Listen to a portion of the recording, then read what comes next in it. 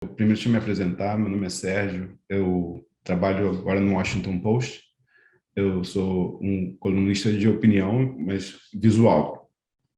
E eu comecei a carreira no Brasil, trabalhei no Globo e vim para os Estados Unidos em 2003. Aí trabalhei um tempo num jornal no Texas. E depois de trabalhar no Texas, eu passei 11 anos trabalhando no New York Times, no departamento de gráfico de lá. Eu cobria muito internacional naquela época. E tem 2 anos, um pouco mais de 2 anos, eu estou no Washington Post, onde eu faço uma coluna visual que se chama Absurda América e também contribuo editando gráficos para a seção de opinião. E o que eu vou falar com vocês hoje, acho que eu vou mostrar a minha tela, né? Vocês podem ficar à vontade para comentar ou para fazer pergunta, mas eu vou mostrar alguns dos trabalhos, vou mostrar primeiro rapidamente alguns dos trabalhos que eu faço no post, para vocês entenderem mais ou menos o meu approach. Eu comecei fazendo gráfico e multimídia, durante muitos anos foi o que eu fiz. E agora eu vim para cá porque eu queria poder explorar essa outra linguagem visual, em que basicamente tentando misturar ilustração, poesia, humor e um pouco de gráfico às vezes, um pouco da linguagem visual dos gráficos. Então, eu vou mostrar rapidamente alguns exemplos só para vocês terem uma ideia do que eu trabalho e depois eu vou destrinchar um pouquinho alguns dos exemplos. Primeiro, para mostrar esse aqui, a fábula do Trampóquio, né? Que foi logo depois que eu publiquei, logo depois que o Trump perdeu a eleição. E era uma vez um presidente que mentia demais, o nome dele era Trampóquio. E aí um dia o Trampóquio perdeu a eleição e ele começou a mentir como nunca antes tinha mentido. E o nariz dele começou a crescer à velocidade da luz e saiu voando pela Casa Branca e pelo país e cruzou o oceano e terras estrangeiras. Foi fora da atmosfera, orbitou o planeta e foi para o espaço, passou os planetas, saiu da galáxia e continuou viajando até que chegou no final do universo, onde ele ficou preso. Então, você vê que eu estou tentando usar uma linguagem de ironia e ele fala, ficou preso para sempre numa realidade paralela, uma na qual o Trampóquio tinha vencido uma eleição. Então, ao mesmo tempo que eu estou usando uma linguagem super simples, que é uma linguagem comum em livro infantil, por exemplo, e que eu estou ilustrando, eu tenho pequenas animações. Nesse caso aqui, acho que eu nem botei animação. É só um treme-treme, tá vendo? Não é uma animação de verdade. Mas tentando capturar a imaginação das pessoas, ao mesmo tempo mantendo uma pegada noticiosa, porque é importante, eu acho como eu trabalho num jornal, que mantenha, que seja uma coisa que tenha a ver e que seja do interesse comum dos leitores. Aqui, uma outra que eu publiquei, que é quando ele estava dando muito chilique, e aí, depois que ele tinha perdido a eleição, aí primeiro, no primeiro dia, ele falou, eu ganhei, mesmo sabendo, a primeira coisa que ele fez quando ele perdeu a eleição foi anunciar que tinha vencido. E aí depois, né, ele ignorando, aí ele começa a ficar nervoso, começa a dar chilique, continua dando chilique, aí vai se transformando num monstro, até que depois ele começa a chorar, e chorar, e chorar, e para sempre, e para sempre. E aí, então, é uma forma subjetiva de você chamar o cara de narcisista. Uma outra que eu fiz recentemente que eu fiz esse ano, foi quando aquele navio ficou preso no Canal de Suez, acho que foi em março, e naquela época ainda não tinha vacina para todo mundo, então já tinha começado a vacinar, mas sempre podia vacinar outras pessoas, menos eu, nunca chegava a minha vez. Então, como eu imaginei, bom, um bocado de gente, que eu não sou tão velho assim. Então,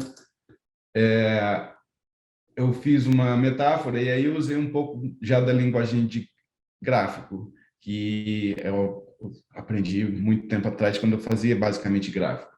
E aí fiz um mapinha, aí mostrei onde está o navio preso e falo, aquele canal do Suez é um reflexo da minha vida enquanto eu estou esperando a vacina. E aqui eu mostro o mesmo mapa com melhores rótulos. Aqui é onde está a vacinação, aqui são as pessoas que eu invejo, aqui sou eu, aqui são as pessoas piores do que eu, e aqui são os países piores do que os Estados Unidos, que é onde eu moro agora, né? Aí, olhando de mais próximo, você pode realmente ver o meu ponto. Aí eu falo, aqui sou eu sou um navio, aqui é o peso que eu ganhei durante a pandemia, e aqui é a minha roupa antes da pandemia. Ou, se você for colocar de outra maneira, que são as coisas que eu comprei durante a pandemia, aqui são as coisas que eu precisava, e aqui é como está o meu crédito agora, que é minha conta, basicamente. Se fosse em português, eu falaria minha conta. Agora, vendo de cima, aqui é a vida, aqui sou eu, entalado, que aqui são os meus amigos tentando levantar minha moral. E aí eu imagino como é que deve ter sido bom quando o navio se desentalou. E ganhei a vacina. Aí mais para frente não é tão simples, porque tem vacina de uma dose e vacina de 2 doses. E agora 3, né? Mas para a maior parte dos navios, eu digo aqui, incluindo o meu, a vida normal ainda falta muito tempo para chegar lá. Aí tem um ou outro que é sortudo, a vacina seguindo devagar, e de alguma maneira, quase todos nós, nesse momento, a gente estava ainda esperando a vacina. Então, enquanto isso, a gente continua vivendo com distanciamento social. Aqui está muito perto, esse aqui está entediado, e aqui, no final de tudo, sou eu. Aí, agora, eu sei que aqui tem um bocado de gente que está interessada em como usa número, e, para mim, é fundamental que você use qualquer história que você conte de forma que as pessoas consigam criar empatia, e que a gente consiga se colocar no lugar do leitor. Eu aqui, nos Estados Unidos, você tem 2 senadores para cada estado. E é importante aqui porque no Senado você tem 100 senadores ao total. E para você conseguir passar qualquer lei realmente importante, você precisa ter um voto de mais ou menos, pelo menos 50%, 50% mais um, que é a divisão do Senado hoje. O Biden ou qualquer presidente, ele não consegue passar nenhuma lei muito importante se ele não tiver uma maioria significativa do Senado. Mas só que a divisão do Senado, ela não é baseada por população, ela é baseada simplesmente qualquer Senado, qualquer estado tem 2 senadores. Então você tem Nova York, que é um estado com, sei lá, 20 milhões de pessoas, tem 2 senadores. E você tem o Wyoming, que tem 1 milhão de pessoas, 2 milhões de pessoas, e também tem 2 senadores. Então, o que essa matéria aqui, eu estou falando dessa divisão desproporcional do poder. E aí, eu não tenho muito saco para... Hoje, é muito difícil, é complicado falar isso aqui, mas a verdade é que eu não tenho muito mais saco para qualquer gráfico. Eu não tenho muito mais interesse em ver gráfico que só me mostra uma coisa, porque eu já vi tanto gráfico que é difícil ver um gráfico que te toque hoje em dia, e ainda mais depois de tanto tempo vendo gráfico. Então, eu já não me importo tanto com alguns detalhes se é um gráfico de barra, eu não vou fazer mais um gráfico de barra na vida, eu vou inventar uma outra forma de tentar fazer esse gráfico explicando. Esse aqui, o que eu estou falando, basicamente, estou explicando que a divisão entre população e senadores é injusto, por exemplo, que aqui, em todos esses estados aqui, que tem um total de 17 milhões de pessoas, tem 18 senadores. A Califórnia, que tem 40 milhões de pessoas, quase, só tinha 2. Então, estou basicamente explicando a desproporcionalidade. E aí, chega num determinado momento, eu tive uma ideia de fazer o seguinte, eu me dei conta de que esses estados, eles também são residência da população bovina do país. Então, que tem muito mais vaca nesses lugares do que gente em algum deles. Então, aí o que eu fiz a conta, bom, se eu pegar a população bovina de cada estado e somar, parece muito mais justo do que se você pega a população humana de cada estado e soma. Você tem muito mais senador por vaca do que por pessoa. Então, aí sim parece que é razoável. Então, o argumento que eu vou falando aqui ao longo da matéria é explicando esse raciocínio ilógico. E aí, eu mapeei aqui os senadores por pessoa. E aí fiz um highlight em amarelo que mostra que os estados que têm mais vaca do que gente. Então, você vê que realmente parece que tem uma priorização para as vacas, não para as pessoas, nesses estados. E, basicamente, o argumento disso, de toda essa matéria, usando o número para provar o ridículo dessa desproporcionalidade entre o número de senadores e o número de pessoas. Aqui também usando, mais uma vez, um pouco de número, mas muito mais simples. Você vê que isso aqui eu estou tentando argumentar que não vale a pena voltar a trabalhar nos escritórios, porque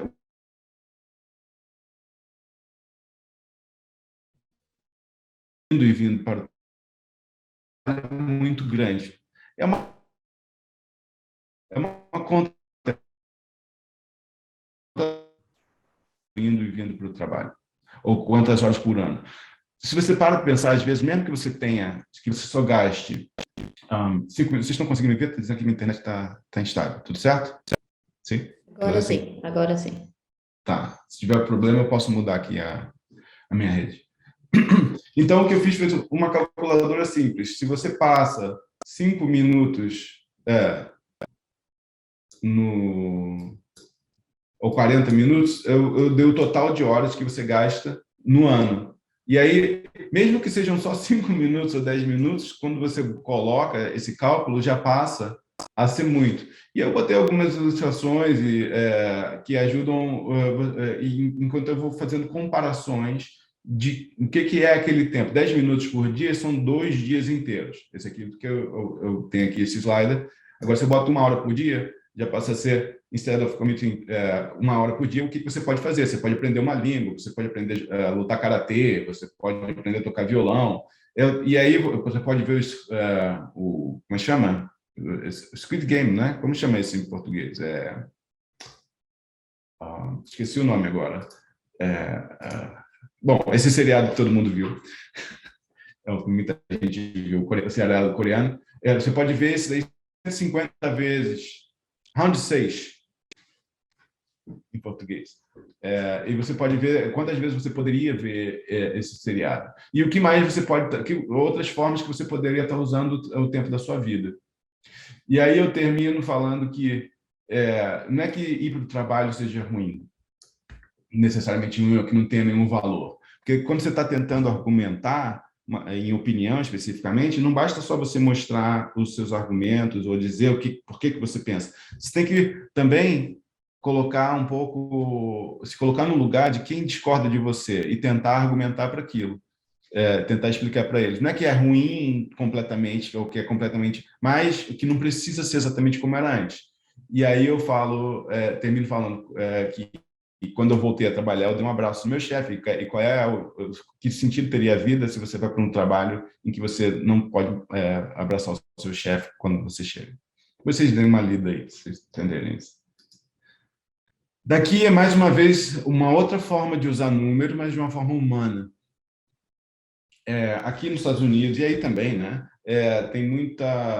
Tem tido muita confusão com teoria de conspiração. As pessoas estão inventando muita com a internet e com mídia social, tem aparecido cada vez mais teorias absurdas sobre coisas absurdas. E aqui é um problema grave. Então, o que isso aqui um colega meu pegou essa pesquisa, esse cara David Byler, e eu editei. Isso aqui tudo que eu fiz nessa matéria foi editar. Eu fiz esses desenhos e tal, mas eu editei isso aqui. E o mais importante aqui é que ele tinha números, ele tinha uma pesquisa que dizia como as pessoas, a população americana se posicionava entre acreditar ou não acreditar em vários níveis de, de, em relação a várias teorias de conspiração. Então, organizamos isso de uma forma, né, pergunta e resposta. As pessoas e vai lá e escreve acredita ou não acredita. Agora, uma coisa importante aqui, essas teorias, para a gente como agente, que é, bom, vocês todos aí, imagino, têm alguns de vocês são jornalistas ou são altamente informados e a gente vai cair pouco em teorias de conspiração, mas a realidade é que, baseado nessa pesquisa aqui, acho que 90% dos americanos, nessa pesquisa, acreditavam em pelo menos uma das teorias das conspirações. Ou seja, é um número altíssimo.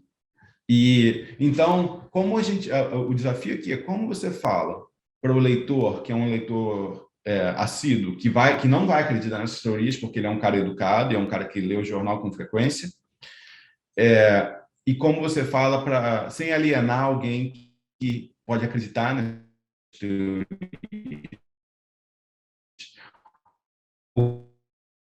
Esse, ele, a minha, quando nós, eu esperava que 90% não erraria nenhuma das, das respostas. E é verdade, depois nós calculamos depois, onde as pessoas estavam clicando, e a maior parte das pessoas não errou nenhuma. E então, o importante aqui, e aí depois vocês gastem um tempinho para ler, se vocês tiverem interesse, como você escreve o texto de maneira que as pessoas não sintam que você está imbecilizando elas, que você está duvidando da inteligência delas, entende? Então, uma coisa para vocês e para mim, e para nós, que fazemos a parte visual, a gente também, eu acho muito importante você ser dono do texto, ser dono você ser apossada, tomar posse da mensagem. Você tem que conhecer o assunto que você está falando e você tem que se colocar no lugar do fulano que está lendo aquilo. Só assim que você consegue tentar uma empatia. Por último, eu queria falar sobre esse trabalho aqui que eu publiquei essa semana. Infelizmente, morreu na segunda-feira o meu chefe, aquele do abraço, que está... Esse aqui, ele morreu. Ele morreu essa segunda-feira. E ele tinha 66 anos, ou seja, já era coroa, mas não 66 é muito cedo para mim. E foi repentino, ele estava saudável um dia e no dia seguinte teve uma parada cardíaca, passou uma semana em coma e morreu. E, obviamente, foi um choque para mim e para todo mundo que trabalha com ele. E foi uma semana muito triste. E E eu pensei, o que eu posso escrever, o que eu posso fazer que vai ajudar qualquer pessoa, mesmo quem não conhece esse cara, a conectar com ele, ou conectar com essa história. Porque vocês sabem, jornalista que trabalha em relação pode se achar o centro do universo, mas a verdade é que todo mundo é anônimo, ninguém sabe quem é a gente. Sabe? Talvez a nossa mãe, nosso pai, quando ficam felizes lá, quando vem o nosso nome, mas ninguém lê o nosso nome, fora meia dúzia de pessoas. A maior parte das pessoas é anônima. Então, eu escrevi esse texto que eu vou tentar traduzir aqui, que é peça de poesia. One Passes, que é quando um gigante passa. Esse passar aqui também é um eufemismo para morrer. Quando você conhece alguém tão bom e tão generoso e essa pessoa morre, você fica com o coração partido. Parece que é injusto você dizer tchau. E você sabe que o mundo era melhor quando eles estavam por perto. E é triste saber que nada pode trazer de volta. E é doloroso você perder alguém que para você é maior do que a vida. E você fica pensando, como é que eu posso viver agora? Como é que vai ser a vida agora? Mas aí tem um lado bom. Gente dessa estatura tem pés enormes. E aí tem essa expressão americana que é big shoes to fill, que por isso que tem a expressão pé tão grande. E quando você tem um pé tão grande, você deixa umas pegadas enormes também. Tão claras que todo mundo que amava essas pessoas consegue ver.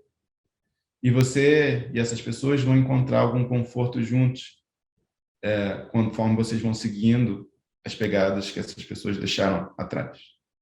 E aí eu falo só no final quem era o cara, que ele morreu e que ele era um gigante.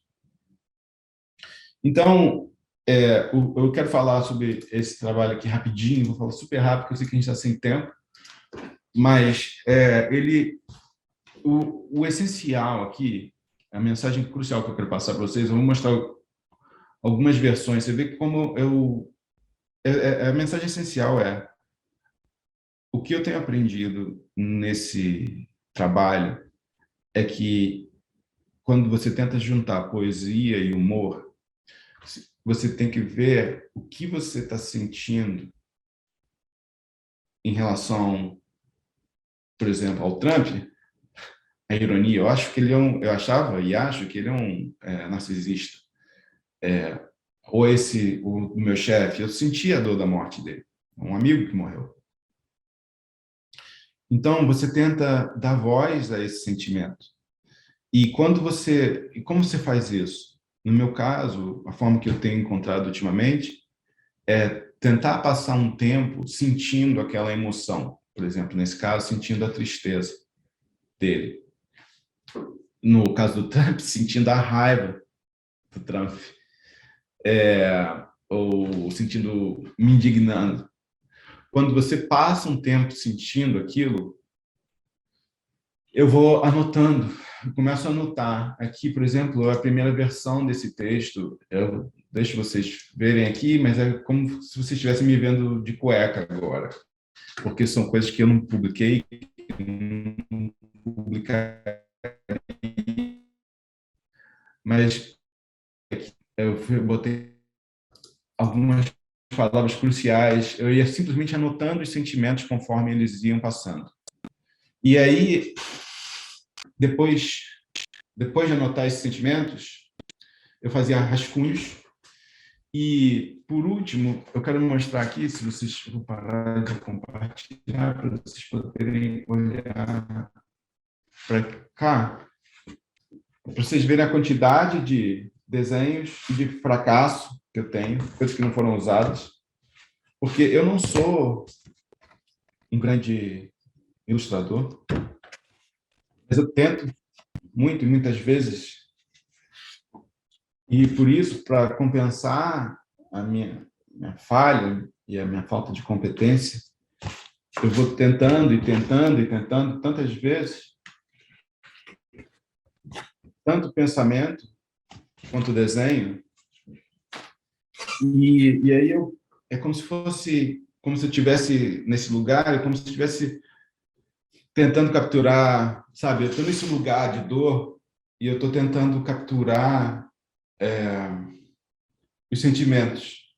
E eu tenho uma frase, eu penso, o cara é um amigo, eu penso a dor que eu senti, eu penso o buraco, eu escuto o que as pessoas estão falando, outros colegas, o buraco que fica. E isso eu chamo de... Comecei tentando explicar isso para uma psicóloga, que eu sou tratado até hoje, e eu recomendo que vocês todos sejam tratados. E eu estava explicando, é como se fossem umas borboletas e eu tivesse com aquela redezinha de catar borboleta. Uma borboleta tem um monte de pensamento horrível, ou de coisa que não serve para nada, ou a paisagem, e eu vou lá e peguei uma coisa boa. Ele era um amigo, ele deixou pegadas, a dor que a gente sente. E aí eu vou colocando essas borboletas numa mesa, e aí fica desordenado, que são essas coisas, são esses pensamentos, são aquelas coisas que eu acabei de mostrar. E quando você tem isso numa mesa, uma mesa imaginária, uma mesa física, às vezes, você começa a montar como se fosse um quebra-cabeça, você faz um arranjo dessas borboletas. Podem ser, nesse caso aí, de dor, ou pode ser de humor também. Mas aí quando você vai arranjando essas borboletas, uma hora se você passa tempo suficiente nesse lugar, você consegue, aos poucos, ir formando uma espécie de composição, quase como um arranjo mesmo, que se você quisesse pendurar aqui, um arranjo dessas borboletas que você caçou. E aí, uma hora, você fala, pronto, agora tem um arranjo. E aí, quando você tem um arranjo, você está pronto para mandar para o seu editor, e aí ele pode limpar aquelas coisas que você não viu. É isso.